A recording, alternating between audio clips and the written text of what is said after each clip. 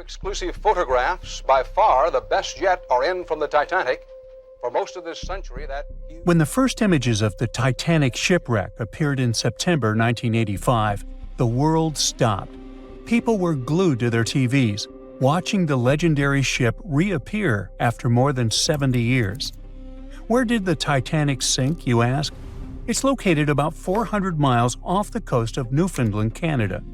This so-called unsinkable ship rests in complete darkness, about 12,600 feet below the surface. Yep, that's how deep the Titanic is. But even after such a long fall down to the ocean floor, the front part, known as the bow, still looks surprisingly intact. I mean, the railings were still there, the anchor chains too, even the elegant curves of the hull you might recognize from old photos. But the news barely mentioned the stern back then, and there's a reason we still don't talk much about it. You see, these images were about more than just capturing mesmerizing and eerie footage. They were proof of what really happened when the Titanic sank. We were finally getting some answers about this 1912 disaster, when more than 1,600 people lost their lives. And before you Google how many people survived the Titanic, I'll tell you, 706. Among those survivors, several claimed they saw the ship break apart as it went down. Others insisted it sank in one piece, and in the end, investigators agreed with them. Back then, official reports concluded that Titanic had gone down intact. So, for 73 years, that was the official story, until we finally saw the Titanic at the bottom of the ocean. When the Titanic underwater photos were released, they confirmed it. Yes, the liner really did break apart as it sank. And if we've just seen those images of the bow, that means the stern must be around there too, right? Well, kind of. I mean, we did find it. It's located about 2,000 feet away from the bow, lying on the ocean floor. So yes, it exists. But why doesn't anyone ever talk about what happened to the stern of the Titanic? Well, there's a big reason for that. See, the bow, even after all the damage from hitting the seafloor, still looks recognizable. Many of its interiors are surprisingly well preserved, and it's lying as if the ship was continuing its voyage. But the stern is destroyed. Today it's more like a twisted tangle of steel that barely looks like a ship at all. Only the parts that are more resilient, like the propellers, reciprocating engines, and rudder, have managed to hold their shape. But the rest of the stern section is melting into the seafloor.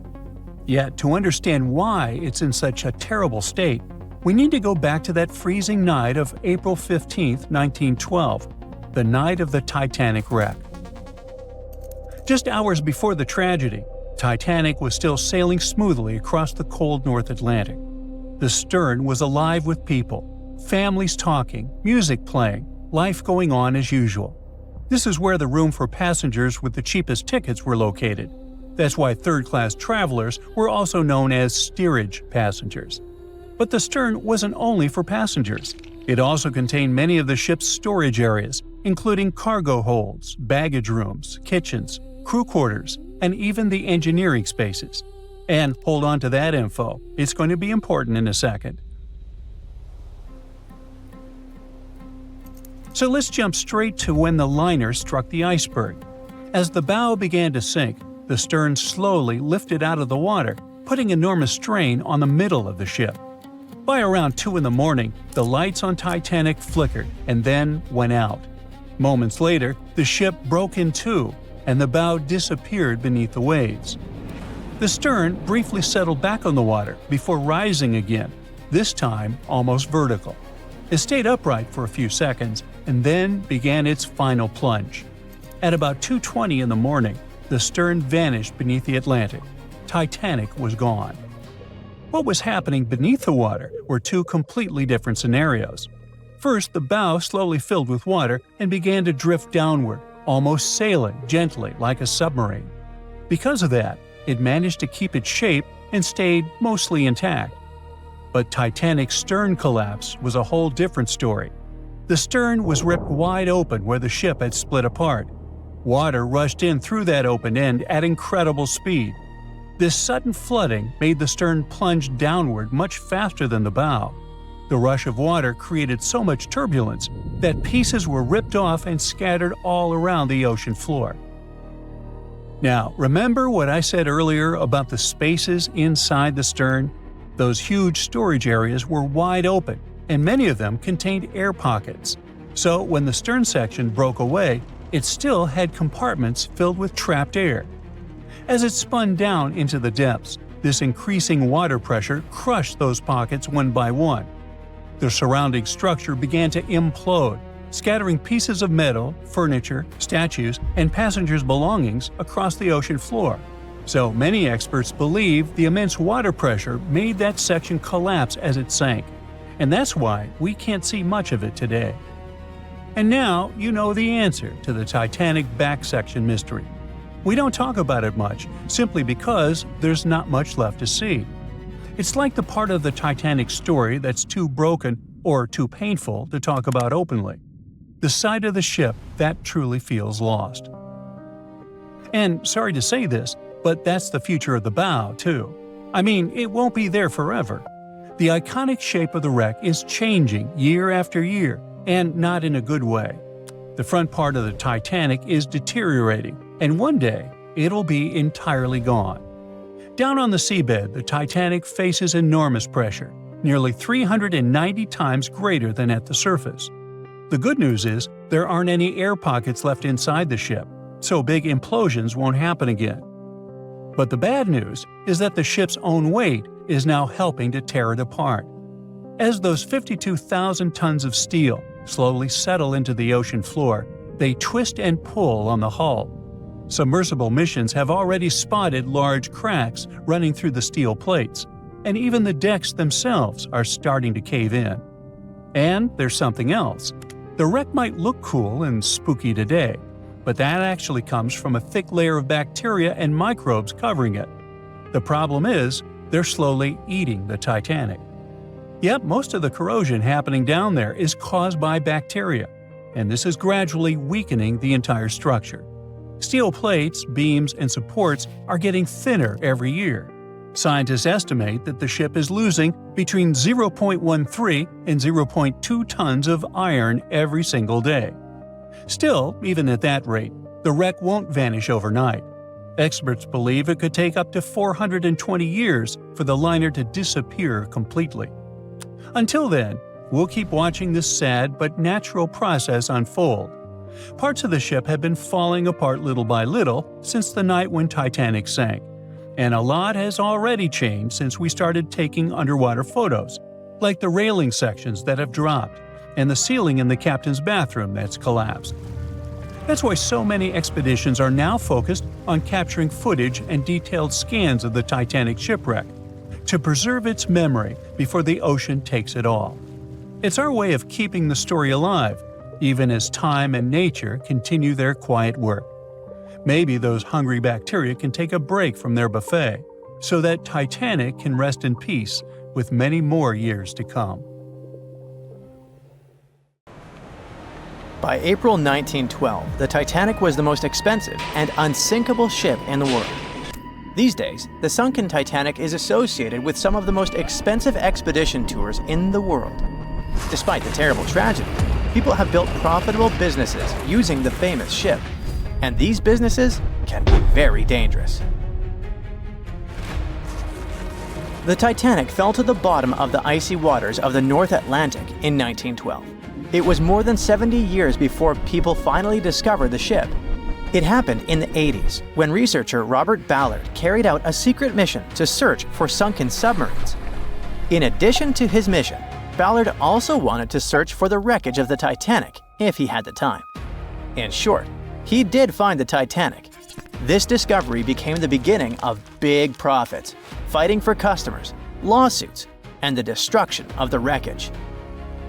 Shortly after the discovery, Ballard came to the US Congress and testified about the Titanic he'd found. He suggested making a sea memorial out of the wreck's site and leaving this place untouched. In 1986, Ballard installed a plaque on the Titanic, and the story ended there.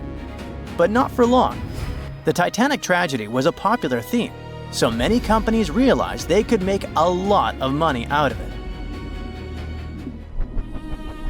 In 1987, an American company, Titanic Ventures, descended to the wreckage together with the French National Institute of Oceanography and got about 1,800 artifacts from there. Then the company received the rights from the US government to rescue the Titanic by parts.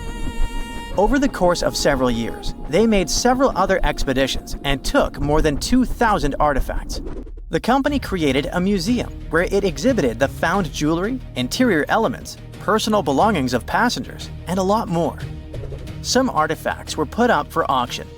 The company made good profits and inspired many others to do the same. For example, let's take a look at this pocket watch. It belonged to a guy named Edmund Stone, who was a first-class steward. The watch stopped at 2:15 a.m. when it fell into the icy ocean water. After almost 100 years, it was sold for 130,000 euros, which is about $135,000, and is far from the highest price. Another item is the Titanic's ship plan. This is one of the most authentic artifacts from the ship, and it had a practical use. Experts used this blueprint to investigate the wreckage. It helped them understand where the iceberg had struck the Titanic. This plan was sold at auction for $320,000. Do you remember that moment in the movie when the ship began to sink and the violinists started playing their last song? It was actually true. There were real musicians on board who were playing till the end. One of them was Wallace Hartley. Unfortunately, he didn't survive the disaster, but his violin did. Even though it's impossible to play it, it was sold for $1.5 million. In general, as you understand, the hunt for the Titanic's artifacts turned out to be quite profitable. Then, director James Cameron came down to the Titanic. In 1997, he released his famous movie with the same name, and the popularity of the Titanic soared. Collecting the artifacts was no longer so interesting. People wanted to go down to the famous ship on their own. The high demand provided a good supply. In 1998, British company Deep Ocean Expeditions organized tours to the Titanic for only $32,500. From that time until 2012, the company conducted 197 dives to the wreckage of the ship, and during this time, the ticket price doubled. The company Titanic Ventures, which was the first to get an artifact from the sunken ship, later received the name RMS Titanic Inc., and it sued Deep Ocean Expeditions because it believed that its exclusive rights to salvage the ship's artifacts prevented other companies from conducting underwater tours. RMS Titanic won the court case and banned Deep Ocean from conducting expeditions, but this decision was overturned in 1999. In short, litigation and fights between competitors began. People continued to go down to the seabed to see the legendary ship. There were other companies that organized their own tours. Tourists descended to the Titanic inside underwater bathyscaphs. In 2001, an American couple had a wedding inside an underwater vessel that floated next to the Titanic deck. The profit was growing, customers were coming, and everything was fine, not counting the Titanic itself. The more tourists came down to the ship, the more damaged it got. People wanted not only to see, but also to touch the wreckage. The bathyscaphs could accidentally hit the ship and break apart its parts. The churning of the water caused by boat propellers could also damage the old ship. During one expedition, a bathyscaph crashed into the Titanic, but those who did it kept silent about this incident. In addition, the seabed where the ship lies is littered with garbage. Bottles, chains, weights, nets that people left during rescue operations and tourism. More than 100 years after the tragedy, the Titanic has finally received UNESCO protection. This means that many countries have received the right to prohibit going down to the Titanic, taking artifacts from there and selling them. The saddest thing is that this hype around the Titanic led to another tragedy. In 2023, OceanGate Expeditions conducted a tour on a submarine with 5 people. This was the famous Titan bathyscaph you've probably heard about. So, the Titan began its dive to the Titanic. and after 1 hour and 45 minutes, communication with the bathyscaphe was lost. Something broke in the boat, depressurization started, and in a split second, the huge water pressure crushed the Titan. Despite the danger of such a dive, there are many people who want to go on an expedition to the Titanic to see the ship with their own eyes. They're not even deterred by the price of such a tour, which has increased by several times. But for those who don't have several $100,000, oceanographers and divers have created a digital copy of the sunken Titanic. Using a computer, you can visit the ship, walk through its halls, cabins, and deck. The copy has preserved some parts of the ship which don't exist anymore. For example, the famous railings on the ship's bow where Leonardo DiCaprio hugged Kate Winslet have recently collapsed. And you can also visit museums dedicated to the Titanic. There, you'll see various photos, elements of the ship, personal belongings of passengers, and many other artifacts. Anyway, if you have a lot of money and you still want to go down to the Titanic, think twice. And in general, ordinary scuba diving is a rather dangerous thing. These are the problems it can cause. When you dive underwater without preparation and come up too fast, you're likely to encounter decompression sickness, which is also called the bends. Due to the rapid decrease in the pressure that surrounds you, nitrogen bubbles move through the body and might cause paralysis, severe discomfort, spinal cord damage, and many other troubles. Wait a minute. What are nitrogen bubbles doing in your body anyway? Your cylinders contain compressed gas that consists of nitrogen and oxygen. And when you inhale this substance and the pressure around you sharply decreases, nitrogen accumulates in bubbles. According to Henry's law, the solubility of gases in a liquid is directly proportional to the external pressure. The liquid is flowing in your veins and arteries, and the external pressure is tons of seawater around you. Any change in your body pressure can also cause loss of consciousness, and underwater depths are not the best place to faint. Check out on YouTube what happens to people who don't adhere to safety regulations and experience the bends. You'll see that this is a rather unpleasant feeling. What if you get a bad instructor, or you panic and start rising too fast? Or the depth might turn out greater than you expected. Of course, when you're inside a bathyscaphe, looking at the Titanic through the window, you feel much more comfortable. But if you're going to scuba dive to big depths, good preparation is vital for you.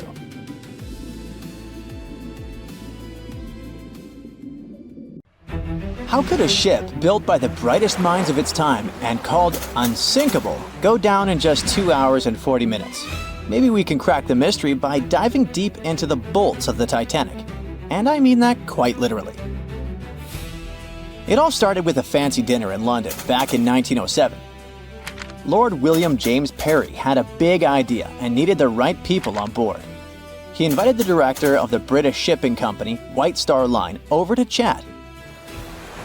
White Star was already riding the waves of success with transatlantic travel, making a fortune taking emigrants to America. But the competition was fierce. Cunard, one of their biggest rivals, had just launched 2 sleek, fast ships, the Lusitania and the Mauretania. These ships were the latest and greatest in both speed and luxury. Parry wasn't about to let that slide. As chairman of an Irish shipbuilding company, he figured if he teamed up with White Star, they could dominate the scene. That same night, over dinner, they started dreaming up an entire fleet of ocean liners. The Olympic, Titanic, and a third ship that eventually became the Britannic. Soon those ideas were being turned into reality. The construction of the Titanic and its twin, the Olympic, kicked off. It was such an impressive affair that they had to build 2 new shipyards on Queen's Island, known as Titanic Quarter, in Belfast Harbour. But building something that massive? Way easier said than done. Harland and Wolff, the British company behind the construction, had their hands full. This was the biggest ship anyone had ever tried to build, and it took 15,000 men working round the clock to make the dream happen. The Titanic and its twin were planned to be 882 feet long. It was just enough to stretch another 120 feet longer than the new Cunard liners. By the time it was finished, the Titanic stretched as long as 4 city blocks and high as a 9-story building. Aside from being the largest ship of the time, it also got another nickname. When Shipbuilder magazine went to examine it, they came up with the adjective unsinkable. But something went way too wrong along the way. If we made a quick X-ray of the Titanic, this is what we would find. 2,000 steel plates, each up to 30 feet long and weighing around 3 tons. To put it all together, they built it like a giant metal skeleton, with the keel acting as the backbone and the hull plates forming the outer shell. To beat the competition, the Titanic had to be huge, but it also had to be fast. So to make that happen, they needed to innovate on the ship's propellers. It had 3 propellers, 2 outer ones with 3 blades and 1 central propeller with 4 blades. The outer propellers, which were massive at 23 feet in diameter, were powered by the ship's steam engines. These engines were like the muscle of the ship, converting steam into the power that spun the propellers. The central propeller was a bit smaller, 17 feet across, and it was powered by a low-pressure steam turbine. The combination of engines and turbine was pretty cutting edge at the time and helped the Titanic cruise at about 21 knots. That's roughly 24 miles per hour, which doesn't sound too fast, but for a ship this size, it was impressive. The propellers themselves were made from manganese bronze, a material chosen because it's strong and resists corrosion. Trust me, this is key when you're plowing through salty ocean water. This engine system could produce up to 46,000 horsepower, which would be the equivalent horsepower of 230 cars combined. To make the ship move, there were 2 large propellers on the sides connected to engines that worked like giant pumps, pushing the ship forward. Then, there was a 3rd propeller in the middle, which worked as a steam turbine, a fancy kind of engine, to give it extra push and use less fuel. This whole setup wasn't just about power, it was also about speed. Other ships had started using the steam turbine a few years earlier, but since the Titanic was bigger and heavier, its system had to be extra powerful to keep it fast, stable, and comfortable for everyone on board. So after 2 years of really hard work, the Titanic was ready for its first trial run. On May 31, 1911, a crowd of 100,000 people stopped to watch the Titanic slide into the River Lagan. Lord Peary was joined by American millionaire J.P. Morgan, who had acquired financial control of the White Star Shipping Company. The Titanic floated for the first time, but it took another year to fit it out, which is basically shipbuilding speak for turning that giant steel skeleton into a luxurious floating palace. It had it all: a heated swimming pool, Turkish baths, palm trees in the cafes, a squash court, a first-class dining salon that could fit 554 people. According to some reports, the most luxurious suite aboard the Titanic was booked by an American named Charlotte Drake Cardezza. She paid $2,500 in 1912.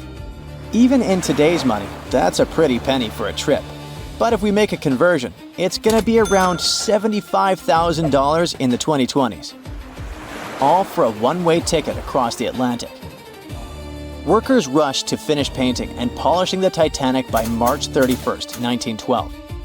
The 62-year-old White Star captain, Edward John Smith, went on board to oversee the final tests of the world's biggest ocean liner.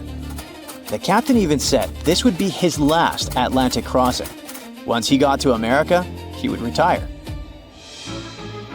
On April 10th, the ship was ready for its maiden voyage.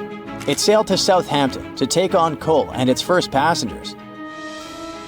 Passenger Sylvia Caldwell asked a deckhand if that gigantic ship was really unsinkable, to which he answered the iconic line that not even God himself could sink that ship. 4 days into the voyage, the RMS Titanic met its fate. Even though the ship got warnings about icebergs, it was gliding super fast in the dark.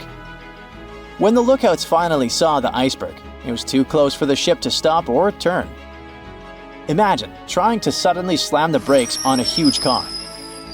Now imagine that car was 20,000 times heavier than a normal vehicle and moving absurdly fast. When the Titanic tried to steer away, it ended up scraping the iceberg along its side. Even though the crew tried slowing down and turning, the ship sideswiped the iceberg, ripping open 100 meters of the hull, damaging 6 out of 16 watertight compartments. This caused the ship's front to dip underwater while the back lifted up, just like when one side of a lever gets too heavy. At a steep angle, the ship began to break in half from the middle, which is how it eventually sank. But why did the hull and rivets break so easily? A 1991 expedition discovered pieces of the Titanic's hull and found that the steel used was extremely brittle, especially in freezing temperatures like those on the night of the sinking. The steel didn't bend or give under pressure. It shattered like glass, making the impact much worse. Chemical testing also revealed that the steel had high levels of sulfur, which weakened it. This kind of brittle steel, combined with the high speed and freezing temperatures, was a recipe for disaster. Okay, there were material flaws, but the ship's design also had some serious issues. Those watertight compartments weren't fully sealed at the top. So as water flooded in, it spilled over from one compartment to another, speeding up the sinking process. If the ship had been built with better steel, a double hull, or improved watertight compartments, the disaster might have been avoided. Maybe even long enough for the RMS Carpathia to come and rescue everyone on board. The Titanic wasn't unsinkable, but for that time, it was a triumph of engineering and luxury. The thing is, even the best designs can't always beat nature. The unsinkable Titanic didn't go down peacefully, which made finding its final resting place all the more difficult. The world-famous RMS Titanic sank in 1912, but was only discovered in 1985 on a secret mission. Although people back in the early 1900s had the approximate location of where the Titanic was, they didn't have the right technology to find it. As it went under, the ship sent several CQD signals, standing for Come Quickly, Distress, to a nearby ship named Carpathia. Come at once, we have struck a berg. It's a CQD, old man, were some of the final words transmitted from the Marconi wireless on the ship. These Morse code messages were also what made the first research missions to the wreck possible. RMS Carpathia found the lifeboats filled with Titanic survivors, but the world also desperately wanted to see what became of the famous liner. Fast forward to 1953. That's when the first serious attempt to find the Titanic wreck happened. A man named Risdon Beasley tried using a loud eruptive device to locate the ship. It sounds weird, but there's science to back it up. When dynamite goes off, the waves from the detonation hit the bottom of the ocean floor. With the help of sonars, scientists would be able to locate if there was anything solid at the bottom of the ocean. But Beasley had no luck. Another 20 years would pass before oceanographer Robert Ballard would make his attempt to locate the Titanic. Ballard had a bit more luck than Beasley. Over the previous years, underwater technology had gotten more funding and so worked much better. He tried it the first time in 1977. Ballard partnered with the Woods Hole Oceanographic Institution on a mission to map the ocean floor. While the institute hired him to test out their new mapping technology, Ballard's intention was to go a little further and find the Titanic wreck. In the middle of this new technological ship, there was a hole that allowed for a long pipe to be extended into the water just above the ocean floor. Attached to the end of this pipe, Ballard installed a pod with sonars and cameras. They thought they were in for something big, and so they took the ship to sea to run some tests. That's when, on a trial run, adversity struck. The drill pipe broke, sending all of their expensive material to the bottom of the ocean floor, just like the Titanic. When Ballard failed, another important character came into this story, a man named Jack Grimm, an eccentric oil tycoon. Grimm had become famous for trying to find things such as Noah's Ark, the Loch Ness Monster, and Bigfoot. He also tried to prove the hollow Earth theory that says that the interior of Earth is entirely hollow and hosts underground cities and nations. His search consisted of trying to find a large hole on the North Pole and thus venturing inside the hollow Earth. After his attempts failed, he set his eyes on the jewel liner that had sunk, the RMS Titanic. Grimm had the money, but he didn't have the know-how. So, as a billionaire, he made a big donation to Columbia University and asked in return to use some of their equipment. He hired a team of highly qualified scientists to help operate the machinery. Here's where it gets a little strange. Jack Grimm was a believer in folklore and non-conventional ways of doing things. So he brought a monkey on board and surprised the research team. This monkey, called Titan, was believed to point to a map and locate lost things. In this case, the Titanic. The scientists went crazy when the monkey appeared and told Grimm it was either them or the monkey. This expedition left Florida without Titan. Yes, there would be no monkey business. They set the course to the exact location of Titanic's last distress signal. They arrived, examined every inch of the ocean floor, but still found nothing. Grimm's first expedition lasted 3 weeks, but unfortunately, they found absolutely nothing. They tried a particularly good search method known as mowing the lawn, where they mimic such movements to map every inch of a larger area around Titanic's distress coordinates. The reasons for failure were important defects in the equipment and terrible weather. That's when that prior searcher of the lost Titanic came back into the picture, Robert Ballard. He didn't have the millions Jack Grimm had, but he had one thing going for him. The marine geologist was working closely with the U.S. Navy to locate 2 nuclear submarines which had sunk in the 1960s. Ballard himself says he was living 2 lives, one as a researcher and the other as a Navy intelligence officer. The deal was simple. He'd have a green light to search for the Titanic after he found the 2 missing submarines. To find Thresher and Scorpion, he used an unmanned submarine vehicle called Argo. Argo was like a little snow sled. It was attached to a bigger ship that sailed above the water. Argo was connected to the ship by a long cable, and it was piloted by a team on board. The sled had sonars and cameras that provided real-time imaging of the ocean floor, so it was a real advancement on other attempts.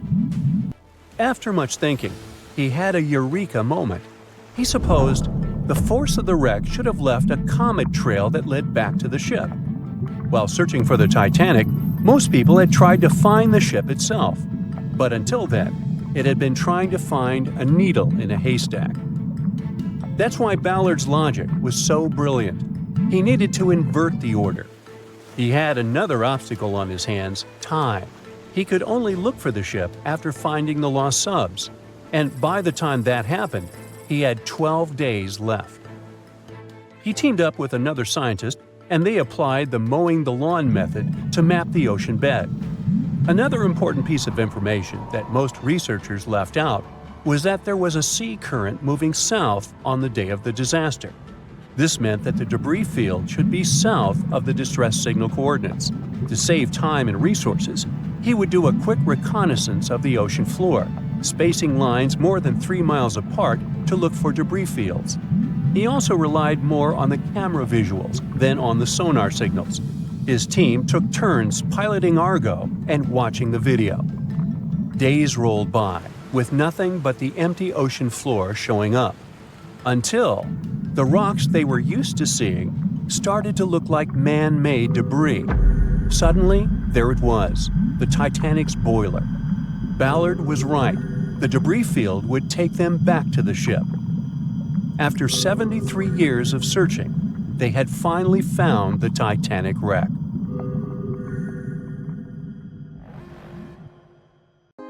On April 10, 1912, the RMS Titanic set sail from England. But this wasn't the launch of a regular ship. The Titanic was the largest liner ever built at the time. It was 882 feet long. That's nearly the size of 3 soccer fields. And measured from the hull to the top of the smokestacks, the ship was an impressive 175 feet tall. That's the size of a 17-story building. Deemed unsinkable, it took 3,000 workers almost 3 years to build. But a mere 4 days into its very first voyage, at 11:40 p.m., the ship collided with an iceberg and was lost beneath the waves of the Atlantic Ocean. It took the liner only 2 hours and 40 minutes to sink. And of more than 2,200 passengers and crew members on board, only 706 survived. The wreck would remain lost for another 73 years, hiding its many secrets within the frigid Atlantic waters. And if it wasn't for a man whose whole life had been devoted to exploring the sea, the giant ship might have remained lost for a lot longer. That man was Robert Ballard. As a child, Ballard was obsessed with the ocean. This fascination started when he was just 12 years old. That's when he watched a film adaptation of Jules Verne's science fiction novel, 20,000 Leagues Under the Sea. It had everything to spark a young person's imagination, from adventure and strange creatures to a powerful underwater vehicle called the Nautilus. It could travel anywhere in the world you wanted to go. From that moment, life on dry land was no longer in Ballard's future. When he was 23, he was assigned to the Deep Submergence Group. There, he helped develop techniques to search the ocean floor. His biggest accomplishment was the creation of Alvin. It was a small, easy-to-maneuver submarine that could carry 3 people. It also featured an external mechanical arm designed to gather underwater samples while the crew remained safe and dry inside. Alvin the submarine quickly proved useful for a variety of tasks. For example, once it was used to track down an aircraft that had crashed into the sea. But the vessel experienced a series of setbacks. In one case, it was attacked by a swordfish, which caused the submarine to resurface quickly. The swordfish, still stuck in the outer skin of the submarine, became that night's dinner. And in October 1968, the submarine was being lowered into the water when the cables holding it snapped, sending it careening into the ocean, along with 3 crew members on board. And because the small vessel was still open, it immediately filled with water and quickly began to sink. Luckily, the crew managed to escape, but Alvin was gone. Bad weather hampered multiple attempts to recover the vessel. It wasn't until the following year that it was finally returned to the surface. In time, Alvin would be improved. Its hull would be strengthened by titanium, giving it a higher depth rating, thus making it even better suited for ocean exploration. The specialized submarine would come in handy in many of Ballard's 100-plus expeditions. The man was one of the first to explore an underwater mountain chain called the Mid-Atlantic Ridge in the Atlantic Ocean. And when he found thermal vents in the Galapagos Rift in the late 70s, he also helped discover and document the process of chemosynthesis. That's a complicated chemical synthesis of food energy by bacteria. But his biggest discovery was still to come. Ballard claimed he'd never been a Titanic fanatic, but he eventually became obsessed with finding the ship after watching other explorers try and fail. As he said, Titanic was clearly the big Mount Everest at the time.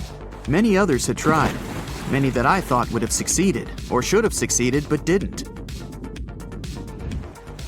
Ballard began thinking about finding the ship as early as 1973, and 4 years later, he actually made an attempt. He used the deep-sea salvage vessel Sea Probe, which was a drill ship equipped with cameras and sonar. But he was forced to give up when the drilling pipe broke. It just wasn't his time. In the early 80s, a Texas oil man named Jack Grimm tried to find the wreck on 3 different occasions. Once, Grimm was actually right over the Titanic, but his equipment failed to detect it. That's what we call extreme bad luck. Ballard was just biding his time. He needed a plan and some help. The first issue was getting down to the bottom of the Atlantic. The furthest down he had ever traveled before was 20,000 feet, and this trip took him 3 hours, and that didn't include the way back up.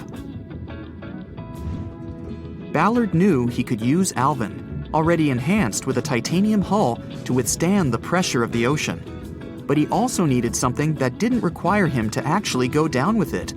An unpiloted, remote-controlled submarine would be ideal. But first, he would have to create one. He reached out to the authorities, hoping they would provide funding for his project. And though officials had no interest in the Titanic, they were willing to help. But there was a catch. Ballard had to first focus on tracking down two submarines, the Thresher and the Scorpion, which had sunk to the bottom of the Atlantic Ocean in the 1960s. The authorities were hoping to study them to find out why they had sunk in the first place. They also wanted to know if they could be recovered or if it was safe to leave them on the ocean floor. Only when he had successfully completed this task would he be free to use any remaining time on his contract to find the Titanic. With no other options for funding, Ballard took the offer. He got to work. First, he created two new devices. Argo was an unpiloted, deep-towed undersea video camera sled. It was designed to take photos and record videos from a series of cameras mounted on it. It could work at depths of up to 20,000 feet, and it could also explore nearly 98% of the ocean floor. Argo was supposed to be tethered to a boat. As the boat moved, Argo would be pulled behind, floating just above the ocean floor. The camera would then transmit images to the surface. The second device was a small robotic vehicle called Jason Jr. It was also controlled remotely, which allowed the crew inside a submarine, like Alvin, to get closer to and photograph underwater objects. Ballard was now ready. He knew he had to find those submarines quickly, and it didn't take him long. Much to his relief, the search was relatively simple, and he was able to fulfill his obligations with 12 days to spare. With almost 2 weeks to devote to finding the Titanic, he set out to explore the ocean. He focused the search close to Newfoundland, Canada, pulling Argo along the ocean floor and reviewing the images it collected. And after a few days of nothing, they eventually found riveted hull plates and a boiler. Could this be it? The next day, a ship's large bow was revealed. On September 1st, 1985, Ballard and his fellow crew members realized they had finally found the infamous ship. The discovery resulted in a mix of emotions. Ballard was excited to be the first to find the Titanic's final resting place, but he was also overwhelmed by the sense of grief for those who had suffered when the ship had gone down. Over the next 4 days, the crew explored the wreck. They found the crow's nest, from where the iceberg had first been spotted. Plus, there was finally evidence of how the massive ship had split in two before sinking, with both halves of the ship found. There was furniture and dinnerware, and sadly, several leather shoes of those who hadn't made it to safety were scattered about the ocean floor. Ballard succeeded where others had failed and became an instant celebrity around the world. You'd think that locating the Titanic would be enough for one man, but not for Ballard. In 2019, he took on the challenge of solving another mystery, the disappearance of Amelia Earhart. Earhart had attempted to be the first woman to fly around the world. Unfortunately, she disappeared somewhere over the Pacific Ocean in 1937. She and her plane were never found. Ballard hoped that his luck with the Titanic would help with finding where Earhart had gone down, but his expedition failed to find anything. And though Robert Ballard has found more shipwrecks than anybody else, it's only the tip of the iceberg. It's estimated that there are over 3 million shipwrecks in the ocean, and Ballard has only located 100 of them. Now, in his late 70s, the man is hoping to encourage young people to continue his work of exploring the ocean and its many mysteries. In 1989, he started the Jason Learning Project to inspire grade school students to pursue science, technology, engineering, and math. He has his own research vessel called the EV Nautilus, after the name of the submarine in Jules Verne's novel. a fitting tribute to the story that inspired his career. Have you ever wondered how much of the Titanic is left these days? Now, if you haven't been living under a rock, you probably know that it's been over 100 years since the world's most famous ship turned into a wreck. The RMS Titanic, the world's largest sea liner from the beginning of the 1900s, sank during its maiden voyage, just a few days after leaving port. The ship struck an iceberg on April 14, 1912, taking down over 1,500 passengers of more than 2,200 who were on board the liner at that time. As shocking as this may sound, the Titanic took over 3 years to be built and only 3 hours to sink. And if it were today, the ship would have cost over $210 million to be made. It was last seen on the surface of the Atlantic at 2:20 a.m., and for many decades, that was the last time people saw it. It wasn't until 1985 that the whereabouts of the ship were discovered by oceanographer Robert Ballard, and some parts of the Titanic became visible once again. One of the first discoveries made by Ballard's expedition was that the ship was indeed torn in half before sinking. The early exploratory missions to the part of the ocean floor where the Titanic now lies could only see the hull and the deck of the ship. According to Ballard, the main purpose of these missions was to understand how to preserve the ruins from deteriorating. Another goal was to recover the huge number of personal items scattered along the seabed. The explorer later said the view down there was as shocking as it was emotional. In the field of debris around the wreck, the oceanographer discovered plenty of small objects and personal belongings, many of which he brought back to the surface. There were shoes, some fancier than others. There were pieces of clothing that belonged to crew members, and there were huge propellers. If on the surface they gleamed and shined, on the ocean floor they were embedded and devoured by sand. Ballard pointed out that the area where kitchenware was scattered measured more than a mile in length. There were enough plates, pots, and pans to fill up an entire industrial kitchen. For the first time ever, 3D animation footage reveals exciting images. The simulations show the Titanic's evolution from when she first set sail in 1912 until the state of her ruins today. But simulations weren't enough for deep-sea explorer James Cameron, who envisioned traveling to the heart of the wreck for the first time ever in the history of the ship. Yep, the same James Cameron who happens to be the director of a very famous movie about the ship. He has now dived 33 times to visit the wreck of the Titanic. Here's some fun trivia for you. The director says that his true passion has always been the ocean, and that ever since he was a kid, he wanted to study the sea. Directing, let's say, just happened to be his day job. And when the possibility of directing Titanic appeared, he said yes, just so that he could go and check out the ruins of the ship in real life. Now back to the wreck. According to James Cameron, it wasn't enough for researchers to access only the exterior of the ship. They needed to go inside, analyze and photograph what was left of the pompous interiors of the world's once biggest sea liner. Cameron piloted an innovative robot vehicle equipped with cameras. It helped the man to reveal spaces in the Titanic that no one had ever seen before since the ship touched the bottom. Turkish baths, for instance, still had their tiled walls standing up almost in all their entirety. These baths were exclusively for first-class passengers. They were located right next to the swimming bath and the third-class dining room, and were designed in the Moorish style. People resting there could get heating blankets and ask waiters to bring them anything they needed. If the pictures from before the disaster were astonishing, they carry a different kind of wow factor now, when everything you see in them is hidden underneath the surface of the water. Another shocking discovery was the ship's mast. If we look at the Titanic in its pre-sinking glory, the mast calls much of one's attention. Located on the bow of the huge ship, the mast held together the transmission cables for the Marconi system, a system of wireless telegraphy.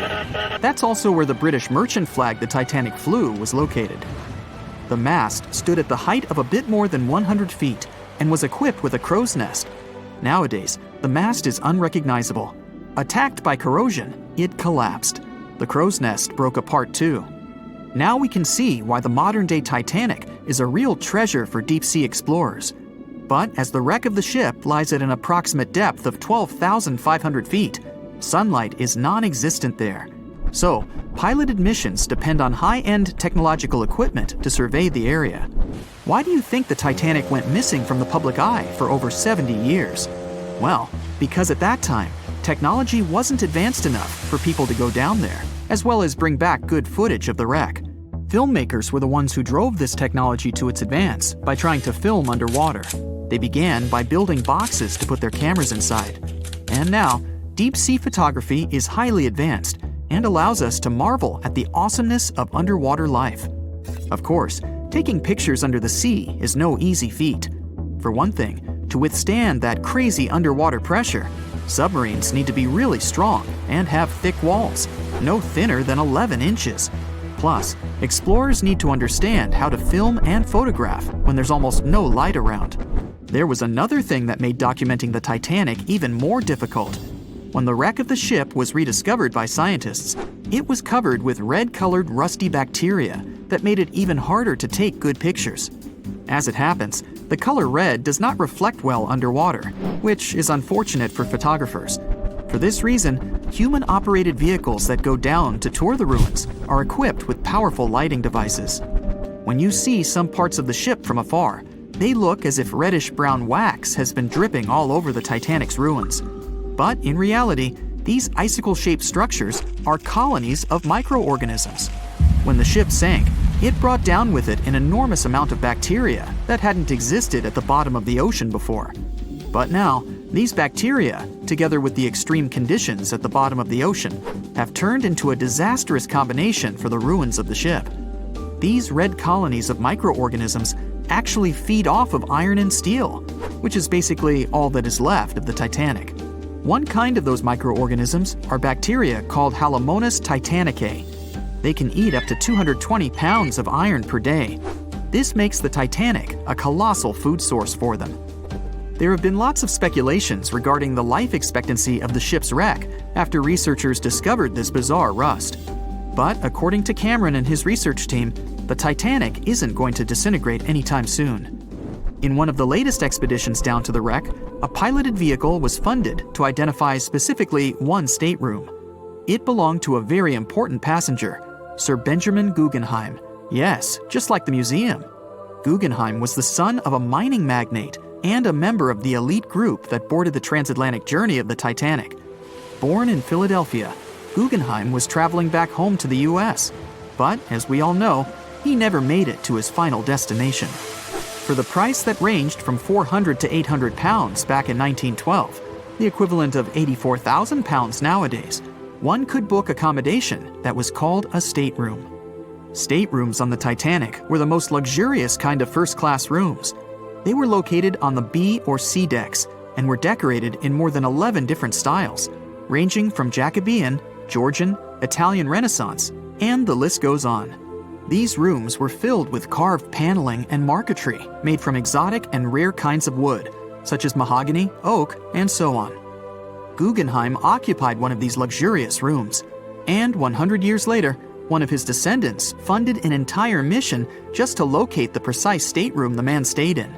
This expedition turned into a documentary for National Geographic, and they did manage to identify which stateroom was Guggenheim's, so kudos for them. John watched on in disbelief as he drifted away on a piece of wood. In the freezing waters of the Arctic, slowly drifting away. John looked upon the vessel he had worked and lived on as it raised its enormous bow high into the sky, then broke in half, causing a sound that only a crack of lightning could replicate. Distraught and dumbstruck, believing that he, and he alone, knew the dark truth behind the demise of the unsinkable ship, the Titanic. 5 days earlier, as the Titanic set sail on its maiden voyage, John worked hard alongside his mates in the coal bunker, stocking up the coal to feed the Titanic's mighty furnace. They had stocked and stored more than John had ever witnessed on any other ship he'd worked on. But this was the Titanic, the grandest ship to have ever sailed the seas. On the Titanic, there could never be too much coal. As they left Belfast and pushed toward Southampton, there was a large bang below decks that went unnoticed. The furnace was roaring and the turbines were spinning, pushing the Titanic forward at a quickened pace. The crew cheered as the vessel moved forward, unaware of the loud, concerning noise. Arriving in Southampton, Greg came aboard, amongst hundreds of other passengers. With 13 years at sea, his vast experience included the role as a quartermaster on 6 previous ships. Ready for a new challenge aboard the greatest vessel ever made, he was looking forward to this next challenge of his career. Greg came with a wealth of experience, especially with sailing through the Arctic. His role was vital within the crew, understanding the seas around the North Pole. He would be a key lookout as they set to cross the perilous path of the Iceberg Alley. Greg had some concerns regarding the voyage. The Earth's orbit was remarkably close to the Sun and the Moon, causing higher tides. This would make icebergs more prominent, drifting them further away and towards the route of the Titanic as they journeyed to New York. Assessing the lookout tower and inspecting the available gear, Greg found no binoculars. This made him concerned, but the sailors just laughed at Greg. "If the deck is short on ice cubes, we'll be sure to plow right through a berg to resupply." A sailor laughed. Greg didn't share this sentiment. Eager to find out why they had been left short-handed on equipment, since he had such a vital role on the ship, Greg inquired further. Sadly, the officer with the keys to the binocular supply cupboard had been removed from the crew at the last minute. Greg couldn't believe something of this importance had been overlooked. For such a mighty ship with so many people aboard and crossing in a particularly perilous path, this just didn't make sense. But not wanting to be fined for breaking into the ship's property, Greg let it slide, hoping that they wouldn't need the binoculars in the end. Ultimately, if there were icebergs expected, a warning call would be made to the captain, informing of any concerns. Little did Greg know that a warning had been received, notifying of the dangers that awaited. But the telegram didn't provide the required prefix, which would have ensured direct delivery to the captain. So, the critical warning was just overlooked. John and his crew below decks prepared for departure, stoking the engines. He noticed an essence of thick exhaust, far too heavy than what would be expected from the furnaces. The crew searched throughout the lower decks. Following a thorough search, they managed to locate the cause of the exhaust. It was an ignited pile of coal within a coal bunker. Unknown when it had ignited, a buildup of coal had clearly been smoldering, slowly growing in size. The amount of smoldering coal was concerning. The alarm was raised, alerting an officer to review the matter. The officer assessed the damage and confirmed with the captain that it was deemed to be of little concern, as only minor damage had been caused. John was unsure of this assessment, as he knew that in confined spaces, surrounded by iron bulkheads, an oven-like environment arises that intensifies the heat with time. But the Titanic would power forward, making no sense to John as they had only just departed from Southampton. He was sure they would have turned back. John and his crew were ordered to shovel the already lit coal into the furnace and continue shoveling until all the smoldering contents would be contained. It was a possible but painstaking task that could take the entire journey. The continuous intake of coal would ensure the turbines would spin at a constant accelerated pace, not what the Titanic was designed for. It was meant to be a luxurious passenger liner and not for breaking speed records. However, the crew would find enthusiasm in not only acknowledging the Titanic as unsinkable, but also as the fastest. John and his crew continued to shovel the coal into the furnace for several days. The temperature within the bow was becoming hotter every day. The bulkhead's contained heat was so severe that it became weak at the seams in the iron walls and rivets. 2 more days, lads, just 2 more days. John was laughing, trying to raise the spirits of his mates as they were working tirelessly. But as they were all laughing, joking, and looking forward to dry land, they unknowingly approached their final destination. The Titanic was speeding through the calm sea. Greg looked ahead, above in the lookout tower, keeping a keen eye out as they were in iceberg territory now. Even though the way seemed clear, false horizons could occur, creating confusion about how far objects in the distance truly were. As they were traveling in the Gulf Stream waters into the colder Labrador Current, air columns cooled from the bottom upwards, creating a thermal inversion. This incredibly high air pressure ensured fog wasn't present, providing a deceptively clear outlook.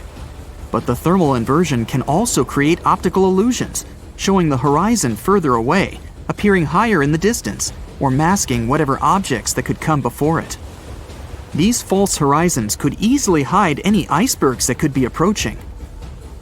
Greg knew the perils of a calm sea in the Arctic, preferring the rough waters, where it's easier to detect icebergs within waves. Peering from the lookout, Greg was looking towards the dark abyss ahead.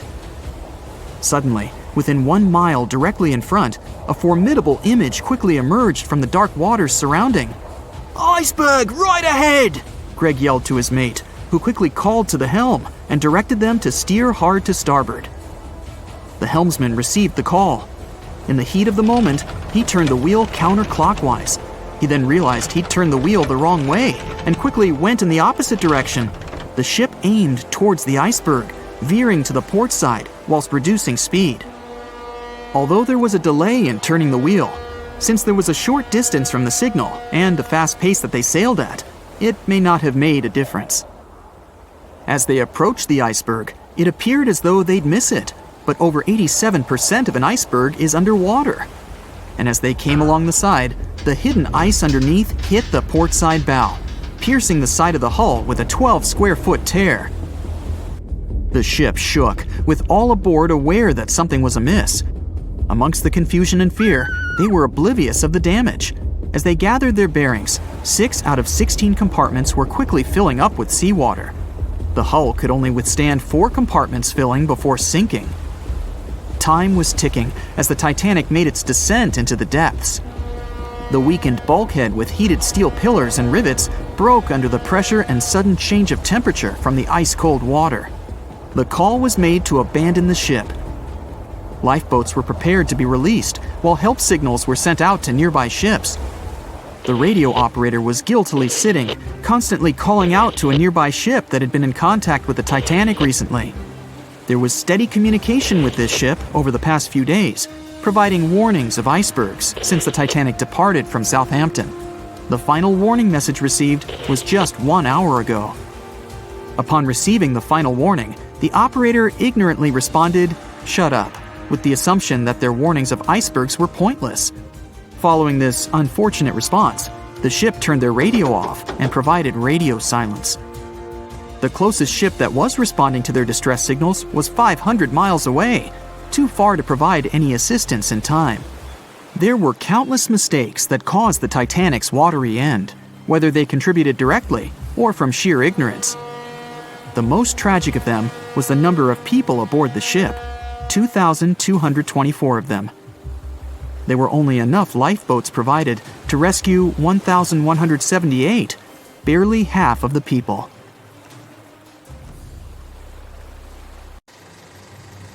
It's April 10th, 1912, a sunny spring day. You're one of the first-class passengers aboard the Titanic, just as the ship is about to depart from Southampton. Imagine everyone's excitement, fresh spring air, the sounds of the sea. You're strolling along the highest deck of the Titanic when you notice several lifeboats. As you start counting the boats, you recall the ship's capacity. It's just over 3,000 people. Wait, but are there enough lifeboats for everyone aboard? Let's look into the numbers. The Titanic could carry a needed total of 64 lifeboats, a number which could have easily helped to save all the passengers on board. Chief designer Alexander Carlisle planned to equip the ship with 48 lifeboats, but the Titanic ended up with a mere 20. The fact that this number of lifeboats wasn't enough for all the passengers was not illegal at the time. This was because the number of lifeboats required was calculated based on the tonnage of a ship, not her passenger capacity. Speaking of the Titanic, this number of boats was chosen for aesthetic reasons, to make the decks look less crowded to the ship's elite and high-class passengers. After the final decision on the lifeboats was taken, Carlisle quit his job. Passengers' strolls on the Titanic's decks were pleasing to the eye, but were they worth it in the end? In 2012, a century after the wreck, new documents related to the scandalous lack of lifeboats were uncovered. It appears that a safety inspector named Maurice Clark proposed the addition of at least 10 more lifeboats, 5 hours before the ship was supposed to set sail. But since the ship's owners clearly wanted to leave on time, his plea was overlooked. He was also warned that unless he kept this secret, he would be fired. In retrospect, had the owners followed his advice, an estimated 700 more people might have survived that night. The 20 lifeboats you counted, those that actually made it on board, could have carried only a third of the passengers, even at their full capacity. But tragically, some of them were launched with as few as 12 people when they could have easily saved up to 65 people each. To add to the disaster, the Titanic's crew members were not properly trained on using the lifeboat launching equipment. That's why the boats were launched slowly, improperly, and sometimes without the right supervision. Out of the 20 lifeboats, only 18 were set afloat correctly. Also, passengers were not informed about safety measures. A lifeboat drill should have taken place on the 14th of April, but the captain eventually canceled the event.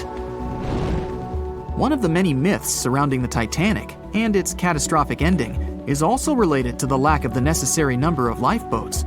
There was no maritime law at the time that said women and children should get into lifeboats first, but it was a universally accepted custom in such types of situations as a shipwreck. Shortly after the Titanic had sunk in the icy Atlantic waters, rumors started to spread. It was said that some desperate men had resorted to dressing up as women in those final moments before midnight on April 14, 1912. They wanted to get a spot on the lifeboats and have a chance to save their lives. At the same time, there's little to no evidence that any of the male passengers of the Titanic had actually done this. In any case, what happened to those 20 lifeboats that were on board the Titanic after the ship hit the iceberg? What we do know is that all these boats were launched between 12:40 a.m. and 2:15 a.m. with a total of 718 people on board. By the time they were rescued by the RMS Carpathia at about 4 a.m. the same day, only 705 people had remained alive. It took the crew of the RMS Carpathia more than 4 hours and 30 minutes to pick up all the passengers and 13 of the lifeboats. This was as many as the rescue ship was allowed to carry. The rest of the now empty lifeboats were left adrift at sea. Those salvaged were later given back to the White Star Line, the British shipping company which operated the Titanic. Strangely, after being returned, they appeared to have vanished from official records. The last image ever taken of the 13 surviving lifeboats was of them getting unloaded in the New York harbor. Sadly and ironically, that's where the Titanic was supposed to be on April 18, 1912. The lifeboats were then rid of their Titanic nameplates or any other markings that could have linked them to the ship. Some sources claim that the boats were eventually destroyed. But was this actually the truth? The fate of one particular lifeboat has been the source of much debate. Collapsible Boat A, the last one to leave the ship, was retrieved by the RMS Oceanic a month after the crash. At that time, it was a shocking 200 miles away from the spot where the Titanic had sunk. Also, in the boat, there was a wedding band engraved with the words "Edward to Gerda," a sad omen to a couple that were lost at sea after managing to escape the sinking Titanic. Later identified as Edward and Gerda Lindell, the couple was traveling from Sweden to the U.S. to relocate. Some accounts claimed that Mr. Lindell did, in fact, make it to Collapsible Boat A, but his wife wasn't as lucky. Neither were ever seen again, and the wedding band was eventually sent to Gerda's father. The recovery of Collapsible Boat A was recorded in both photographs taken by the crew on board the RMS Oceanic and by a detailed handwritten account of a fellow passenger. They claimed that the lifeboat had looked more like a piece of wood carried by the waves than an actual boat. The first lifeboat to depart from the Titanic was Lifeboat number 7. It was dubbed the Millionaire Lifeboat. It's rumored that the 12 passengers on board might have bribed the crew to row away to safety instead of allowing others to jump in. In 2015, some of the items recovered from this lifeboat, including a lunch menu, a ticket, and a letter from one of the passengers, were auctioned for up to $70,000 by a New York auctioneer. Soon after the Titanic catastrophe, it became mandatory for all ships to be equipped with enough lifeboats to carry all the passengers and crew. It's more likely that the Titanic lifeboats, being relatively new equipment at the time, were refitted to be used on other ships, such as the RMS Olympic, which was the Titanic's older sister. Some of them may have been sold off to private collections, or even left to rot. After all, they were seen as a source of bad luck, and most people were unwilling to use them again on other ships. Unfortunately, all the information about their whereabouts is hard to confirm now. No official statement from the owners of the lifeboats was ever given after their rescue. But although nothing appears to have remained of the original lifeboats, some full-sized replicas exist on display in museums in Falmouth, England, and Belfast, Northern Ireland. One of the few surviving White Star Line lifeboats did not, in fact, belong to the Titanic, but it did have a striking connection to the cursed ship. This boat is the restored Lifeboat 6 from the RMS Oceanic, which helped to recover Titanic's collapsible Lifeboat C. It was said to be owned by a private collector, but similar to the Titanic's lifeboats, we don't know anything about its location today. As for the nameplates and other identification marks of the lifeboats, the White Star Line seems to have kept them. Because some of these items were later auctioned and sold to interested collectors, even Rick Springfield supposedly got hold of one of the nameplates. One particular nameplate was already missing by the time the White Star Line employees had reached the lifeboats. It was the nameplate of Lifeboat Number 8, which had been taken by a sailor named Thomas Jones. He later gifted it to another Titanic survivor, the Countess of Rothes, along with a letter acknowledging the bond they formed on the night of the shipwreck. You can find other similar items on display in different museums, such as Larne Museum and Arts Centre in Northern Ireland, or Worcester City Art Gallery and Museum. To be fair, some experts claim that even if there had been more lifeboats on board the Titanic, there simply might not have been enough time to launch them all. That's how severe the impact was. Many researchers say that everything was happening so rapidly after the ship had hit the iceberg that it's astonishing that so many passengers managed to survive.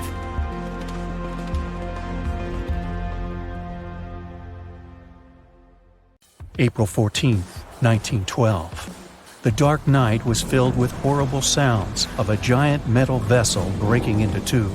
The largest ship of that time collided with an iceberg that was on its way. The Titanic, one of the biggest stories of the 20th century that people still talk about. The starboard side of the giant vessel brushed up against the iceberg. It was 11:40 p.m. when things started going wrong.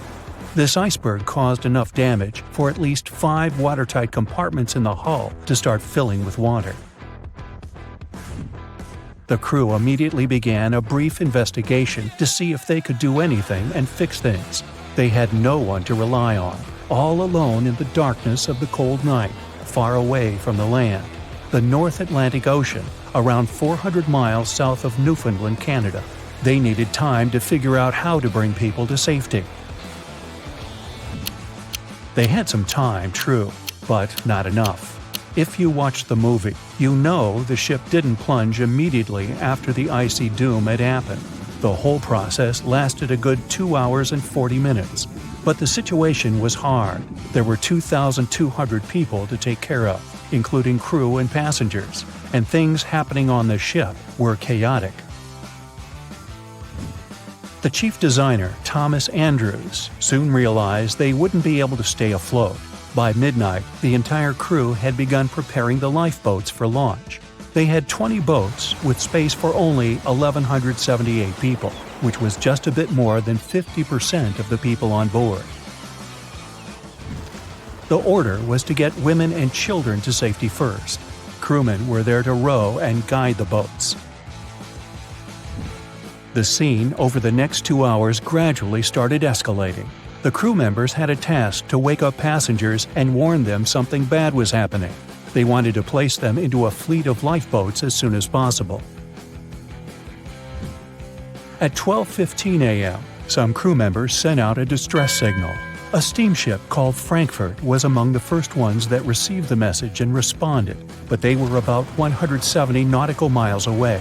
Some other ships also got the message and offered their assistance, but sadly, they were too far away as well. At 12:20 a.m., the Cunard liner Carpathia got a distress signal from the Titanic and changed its course right away. They were 58 miles away at the time, and it would take them more than 3 hours to get there. 20 minutes later, the crew was lowering the first lifeboat. It was carrying only 27 passengers, although it had room for 65. Many of the lifeboats that were launched first were well below capacity. crew members were worried, thinking the davits wouldn't be able to hold a fully loaded lifeboat. And in the beginning, many passengers were just too afraid to leave the ship. They still thought Titanic was unsinkable and couldn't imagine the scenario that was going to happen 1 to 2 hours later. The crew was firing the first of 8 distress rockets. Unsuccessful. No one was close enough to help. By 1:20 a.m., they lowered 10 lifeboats. Number 8 had only 28 people in it. One of the passengers on the number 10 was 9-week-old Melvina Dean. She would later become the last survivor who lived until 2009 and turned 97. It was 2 a.m. already. 3 of the collapsible boats were the only lifeboats that remained on the ship. The bow of the vessel had sunk low and had tipped far under the surface. People around it could now clearly see stern propellers above the water. Crew members were lowering collapsible Lifeboat D from the roof of the officers' quarters with over 20 passengers in it. As the ship's bow went under, the water was washing collapsible A from the deck. Those 20 people were struggling because their boat was partly filled with water. As crew members were trying to release collapsible B, it fell. Before they righted it, the water swept it off the ship. 30 passengers still managed to find safety on the overturned lifeboat. At 2:17 a.m., the ship's wireless operator decided to transmit one last distress call. A minute later, the light on the ship finally went out. Titanic and all left on board plunged into darkness. The bow continued to sink, and the stern was rising higher above the surface, which placed great strain on the midsection. Horrible sounds were filling the night. Titanic, this massive, legendary ship so many people placed their hopes in and were excited about, broke into 2 between the 3rd and 4th funnels. Reports would speculate it took about 6 minutes for the bow section to reach the ocean bottom. The stern settled back in the water before it rose again into a vertical position. It remained in this situation until it finally disappeared into the ocean.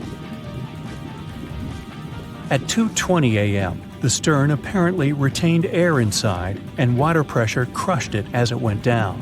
The stern landed about 2,000 feet away from the bow. People consider the Titanic the fastest ship in the world. They thought it was unsinkable because 4 of its compartments could be flooded, and that still wouldn't cause a critical loss of buoyancy. Its life was problematic since its beginning. While the ship was leaving port, it moved within a couple of feet of the steamer New York. It managed to safely pass by, which was a huge relief for all those worried passengers massed on the ship's decks. Titanic sailed off on the 10th of April. Its first journey was across the highly competitive Atlantic route.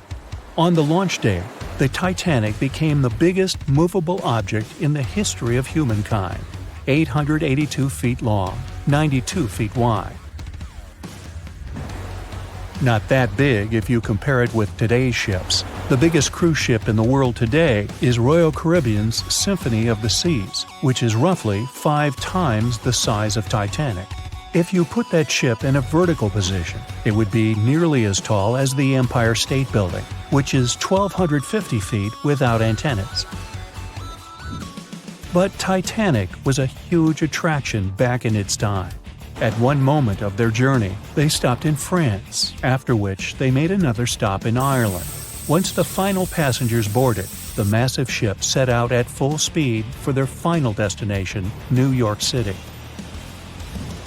4 days after the beginning of its journey, Titanic failed to divert its course from a huge iceberg, the story we all know about.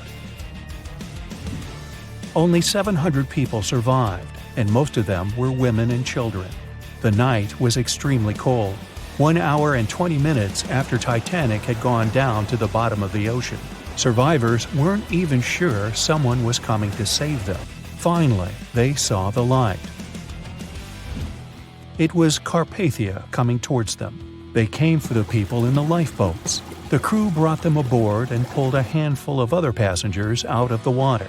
Many ships tried to contact Titanic a few hours after it sank. Their messages were never returned.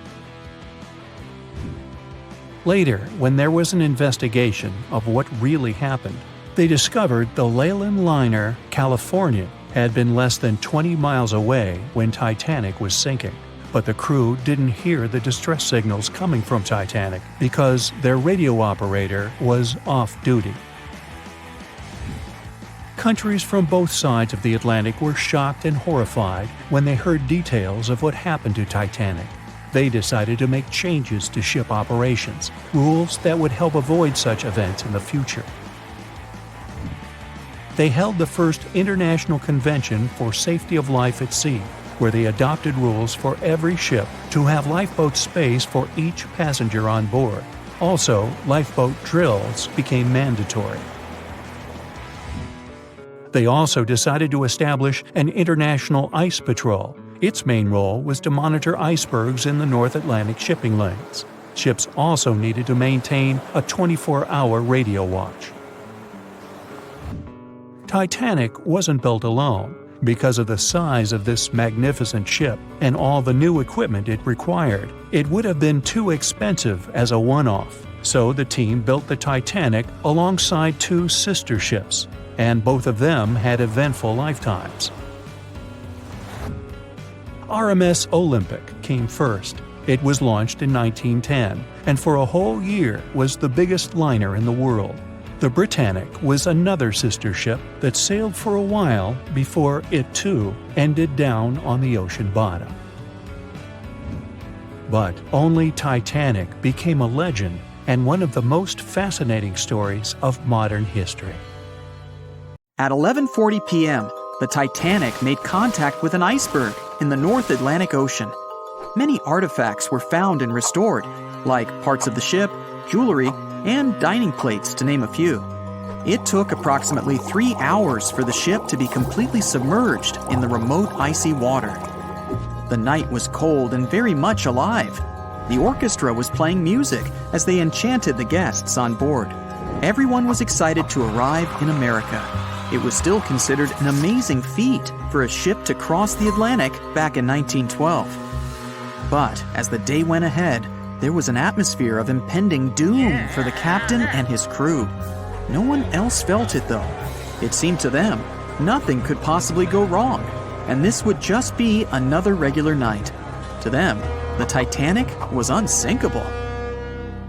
The last thing on your mind when thinking about the Titanic is the mail crew. Yes, there were mailmen on board delivering mail to America. It may seem like a pretty mundane occupation, but there was a very tough test to pass in order to be accepted on board. And only a few top candidates would qualify, and those few would get shortlisted and accepted. John Starr March, an American, was one of these mailmen earning between $1,000 to $1,500 a year working on the Titanic. Back in 1912, this was considered to be a lot of money. They were not officially part of the ship's crew, since the mail crew was placed near the third-class quarters. But given their influence and resistance, they were eventually moved and given a private dining area. March got this job since he needed the money to support his family. He found a perfect way to earn some big bucks, working on a large ship traveling across the ocean. He was 51 at the time and came from New Jersey. Sadly, he was on board when the ship sank and didn't make it. But they recovered a pocket watch that gives us a little insight into what happened that fateful evening. It's a gold case engraved with filigree and had a caption saying it was made by the Elgin National Watch Company. On the surface, you'd think this would just make a pretty cool antique sitting over the fireplace, but there are some unusual details about it. There are obvious signs water seeped beneath the glass, and the black arms of the watch indicate the time to be exactly 1:27. It leaves us wondering why the clock stopped at this precise hour. What was the owner doing? The mail clerks were operating a fully functioning and efficient mail sorting facility on board the Titanic. This wasn't something you'd come by often on a cruise ship, since typical ocean liners use closed mail bags to transport the mail from one port to another. But the mail sorting facility on the Titanic allowed passengers to send out postcards whenever the ship docked in transit zones in Ireland and France. According to reports, people started heading back to their rooms at around 11 p.m., but some of them were still hanging around and enjoying their night. The 5 mailmen were celebrating a colleague's birthday in their separate dining room. 5 minutes before impact, crew members spotted the iceberg and rang the bell 3 times as a warning that something was ahead of the ship. They gave orders for the Titanic to move left, or, as they say in the biz, hard a starboard, to make the engines reverse. It was not enough to avoid the great impact. At 11:40 p.m., the Titanic struck the iceberg, and disaster erupted on the inside. Not just water seeping in and ultimately sinking the ship, but panic and chaos among the passengers and crew members. Captain Smith reached the deck and was informed that the Titanic had hit an iceberg. And at the same time, the mailroom began filling with water. We know that the 880-foot ship was completely submerged at around 2:20 a.m., with 706 survivors. The time between the impact and the sinking was really eventful. At midnight, they started getting the lifeboats ready for the passengers to evacuate. Orders were given for women and children to board the safety boats with some crewmen to guide and operate them. The problem was that the 20 safety boats available could only host 1,178 people out of the total of more than 2,200 passengers on board. March and his colleagues began sorting out the mail. There was chaos in directing and ordering around. With each second passing, icy cold water was filling the ship. 15 minutes after midnight, Captain Smith ordered his crew members to send out a distress signal. Even though SOS was established earlier than the Titanic, many others used CQD. The CQ stands for General Call, and the D is Distress. The Frankfurt was too far away to help, even though it was one of the first to respond. Even the Titanic's sister ship, the Olympic, responded, but it also was too far away. At 12:20 a.m., the Carpathia received the urgent message and redirected from its original course to help them out, even though they were 58 nautical miles away. Although this was some relieving news, the water kept seeping in at an alarming rate. It wasn't easy to keep everyone calm, knowing that the ship could be underwater in a matter of hours. At this point, many passengers were already on board the safety boats, waiting to descend into the water. The musicians on board began playing music for the ones still waiting. At first, they were playing in the first-class lounge, and then they moved to the deck. There's a debate on how long they were playing for and what song it was. None of the musicians made it out. The 5 mailmen on board were also doing their duties while the ship was sinking. According to a ship officer, the mailroom was already covered in water above the ankles, and the mailmen were busy trying to save as much mail as they could. March was one of them. There were bags of mail floating around. They started with the registered mail. Witnesses of the Titanic sinking reported the mailmen were putting bags of mail on the deck to keep them from getting wet until help arrived. They also mentioned bags of mail were floating about in the freezing water. It wasn't until 12:45 a.m. when lifeboat number 7 on the left side of the ship was lowered onto the water. Even though it had room for roughly 65 people, only 27 people were inside. Many of the safety boats carried fewer passengers than their maximum capacity allowed. The crew were worried that the boats would capsize if so many people were on them. Some reports suggest that some people even refused to board the safety ships, sticking with the claim that the Titanic was unsinkable. At the same time, they fired up one of the 8 distress rockets in the air, but it didn't get them any help. At 12:55 a.m., the second and third safety boats were descended to the waters with 2 male passengers jumping on board. 5 minutes later, another safety boat was lowered with around 39 people. At this point, water entered the base of the grand staircase. In the next 20 minutes, more safety boats were lowered, most of them underloaded. Still no help. The Carpathia was still on the way. Panic was growing, and tensions were rising.